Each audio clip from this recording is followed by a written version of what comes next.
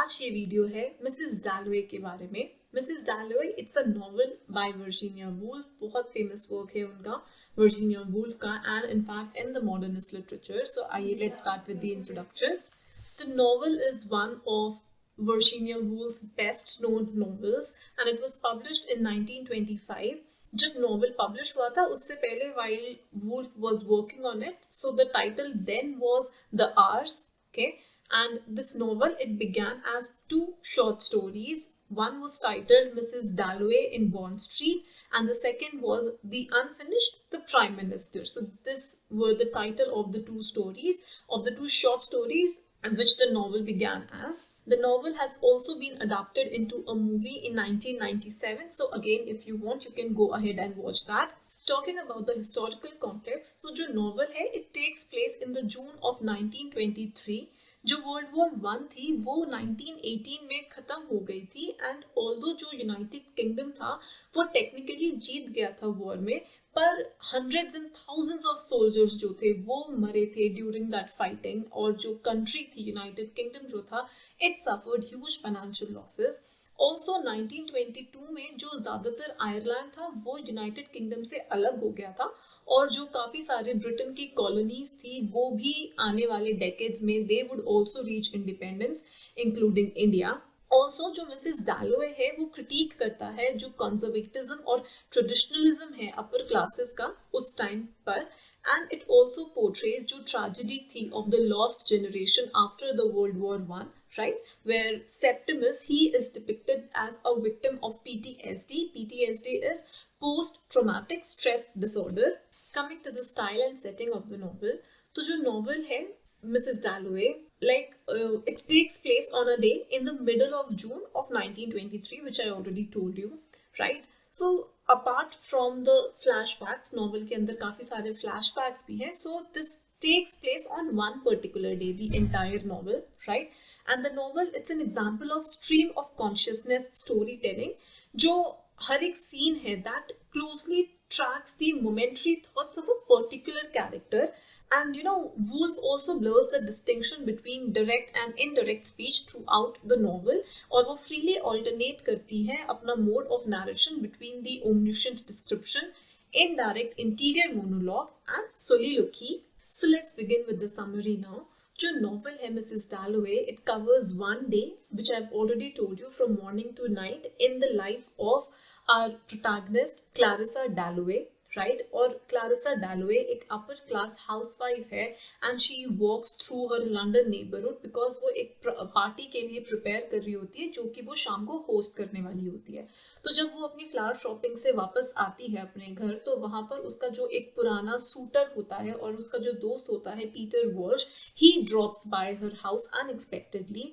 जो क्लारिसा और Peter Walsh हैं, दे वो जो दोनों हैं उन्होंने हमेशा एक दूसरे को हार्शली जज किया होता है, और ये जो उनकी मीटिंग है अभी प्रेजेंट में, it intertwines with their thoughts of the past.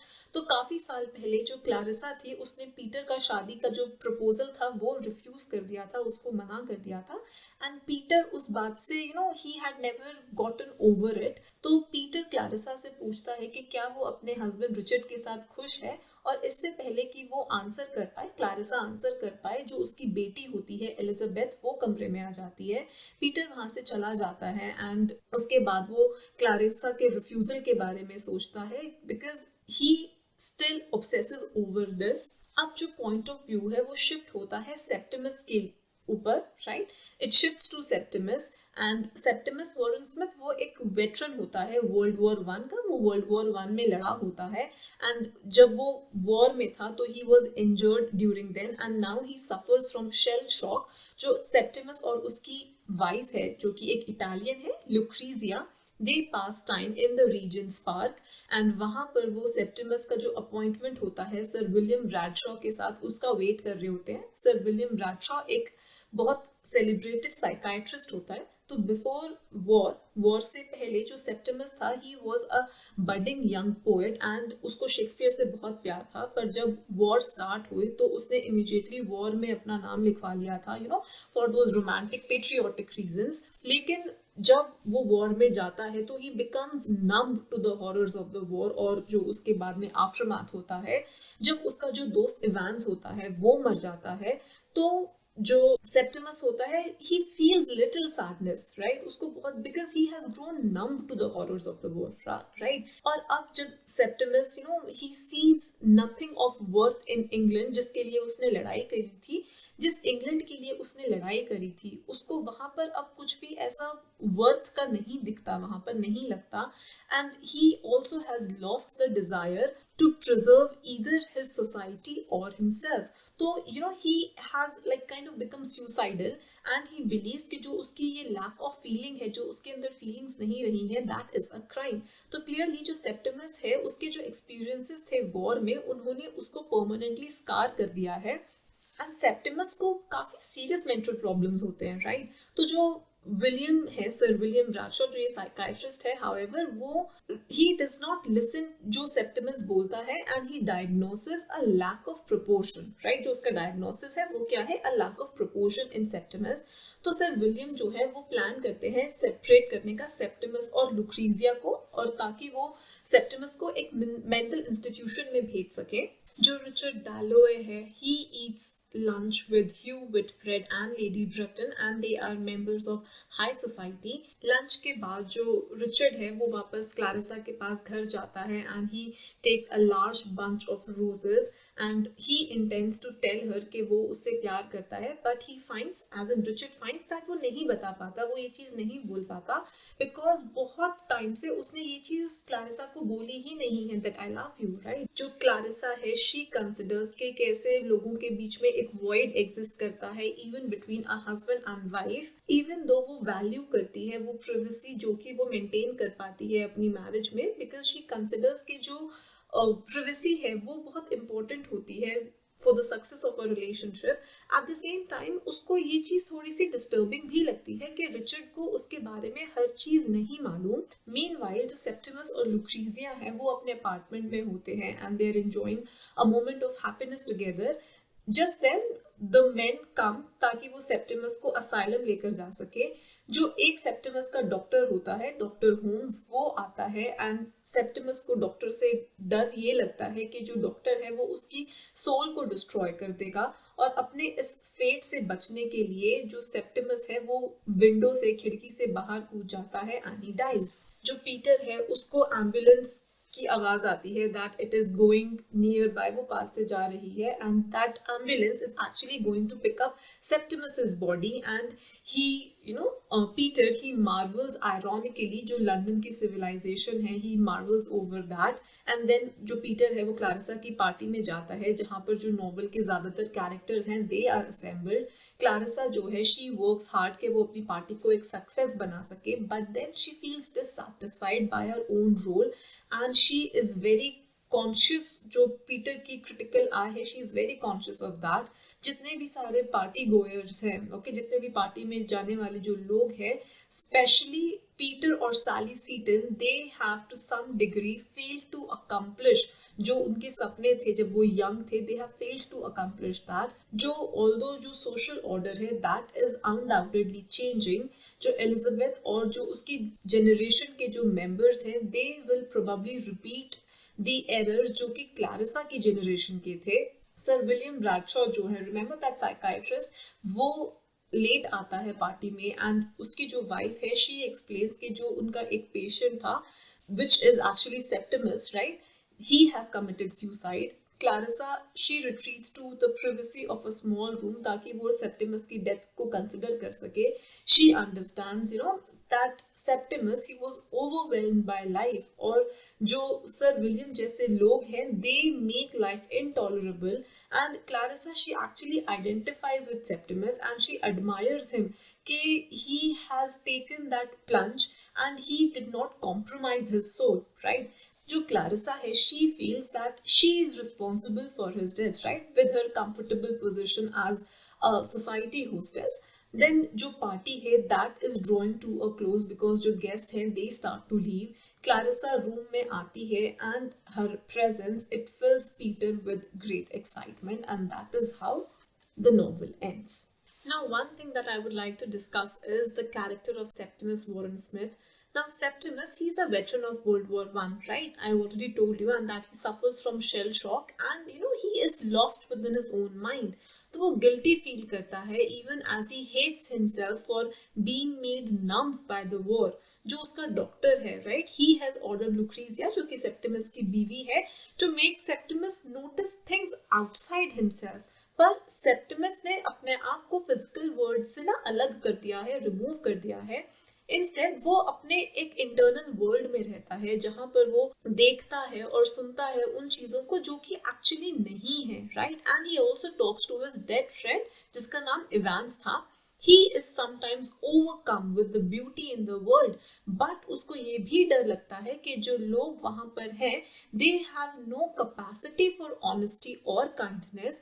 जो वर्जीनिया वुल्फ थी ना, she intended for Clarissa to speak the sane truth and Septimus the insane truth, right?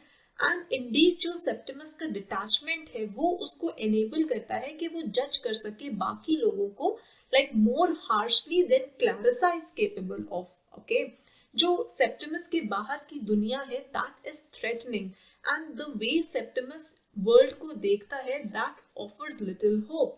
तो ऑन द सरफेस जो सेप्टिमस है वो क्लैरिसा से काफी अलग लगता है, पर ही एम्बॉडीज काफी सारे कैरेक्टरिस्टिक्स जो कि क्लैरिसा और वो शेयर करते हैं, and they think in much the same way, right. He could almost be her double in the novel.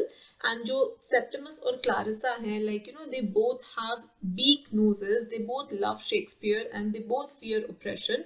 More importantly, जो Septimus है as Clarissa's double, वो एक contrast offer करता है between the conscious struggle of a working class veteran और जो blind opulence है of the upper class. जो उसकी troubles हैं, they call into question कि जो English society की legitimacy है which he fought to preserve during the war, his troubles, they question that. तो because जो उसके thoughts हैं, they often run parallel to Clarissa's, and because his thoughts echo Clarissa's thoughts in many ways, जो ये एक thin line है between what is considered sanity and insanity, that gets thinner. तो जो सेप्टिमस है, he chooses to escape his problems कैसे? By committing suicide, by killing himself, right?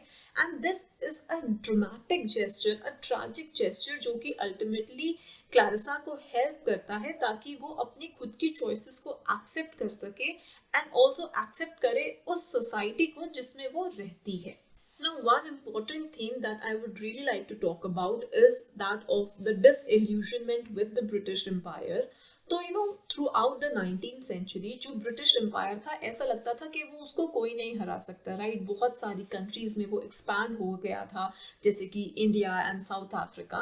And आते आते बात तक आते आते it became the largest empire पूरी दुनिया में.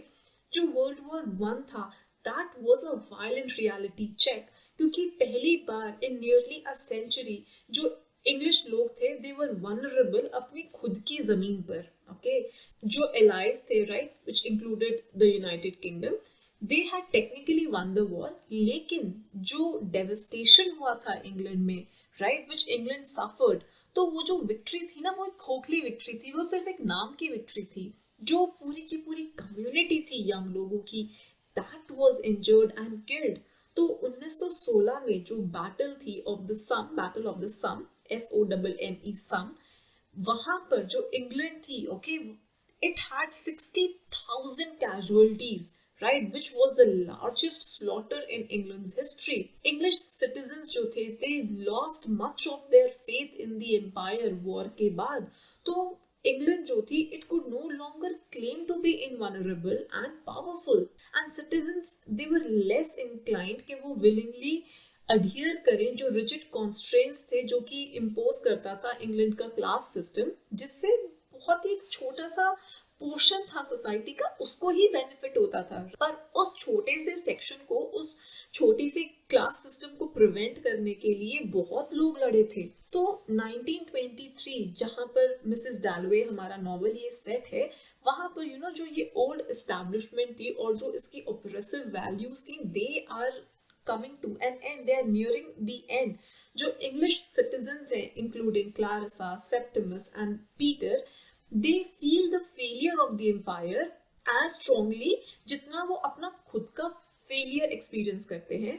वो सिटीजन्स जो कि स्टिल वो पुराने इंग्लिश ट्रेडिशन को चैंपियन करते हैं, राइट, जैसे कि आंट हेलेना या फिर लेडी ब्रिटन नॉवल के अंदर, दे आर ओल्ड. तो एंटिसिपेटिंग के जो कंजर्वेटिव पार्टी है उसका अब जो रेन है वो खत्म होने वाला है, रिचर्ड प्लान करता है that he will write a history of the great British military family which is the Brutons, जो कि ऑलरेडी पास्ट का पार्ट बन चुके हैं. जो ओल्ड एम्पायर है that faces an imminent demise, उनका अंत आने ही वाला है, बहुत नजदीक है. और जो पुरानी ट्रेडिशनल और एक familiar social order है, that उसका loss, that is also very near.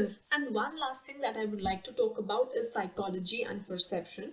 तो जो mostly novel है ना, it consists mostly of inner dialogue and the stream of consciousness. The stream of consciousness एक modernist technique थी which Virginia Woolf herself helped pioneer.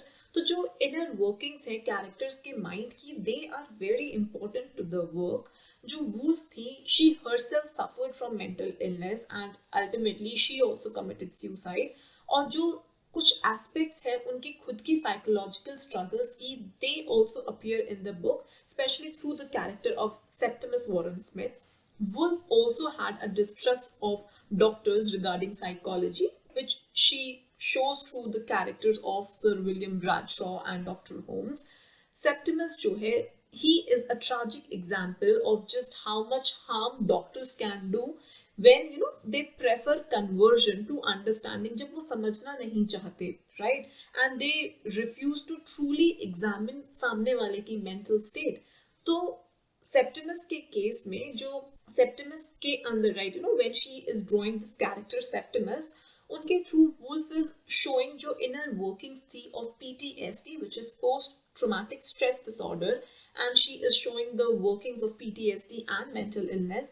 पर अपने बाकी characters में she also gives a sensitive treatment कि कैसे जो दिमाग है it understands the external sensations and time. जो psychology as a field थी ना, वो Woolf के time पर it was still very young, but in her intricate character development, Woolf shows her own knowledge of the brain and she creates personalities which show the inner workings of all kinds of minds. So that would be all on Virginia Woolf's Mrs. Dalloway. I hope you liked the video. In case you did, then do not forget to like, comment, share and subscribe.